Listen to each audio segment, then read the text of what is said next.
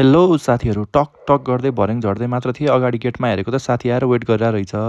आजको हाम्रो प्लान चाहिँ भोटर कार्ड बनाउने थियो। सो हामी स्कुटी निकालेर भोटर कार्ड बनाउन लाग्यौँ। निर्वाचन कार्यालय पुगेको मात्र के थिएँ, त्यहाँ लाइन देखेर मलाई त हनी ज्वरो नै आउला जस्तो भयो साथीहरू। कति लामो हो, कति लामो कुरै नगरौँ।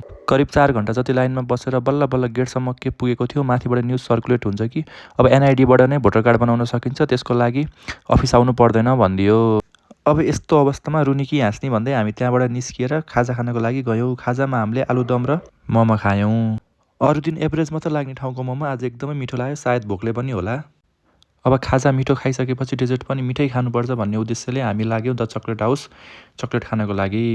त्यहाँ पुगेर हामीलाई के खाने भन्ने कुरा डिसाइड गर्न नै लगभग 15 मिनट जति लाग्यो होला। सोकेसमा राखिएको भराइटी अफ चक्लेटले पनि हामीलाई के खाने भन्ने डिसिजन लिन एकदमै गाह्रो पार्यो।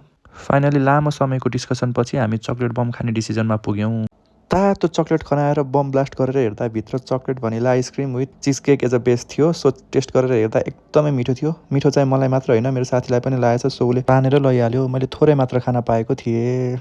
यत्तिकैमा रात परिसकेको थियो। सो हामी धेरै बेर चिसोमा बाहिर डुल्नु हुँदैन भनेर आफ्नै घरतिर लाग्यौँ। घर पुगेर सधैँ चाहिँ स्कुटी पार्क गरेर एकलट साथीसँग झगडा गरेर डेको इन्ड गरियो।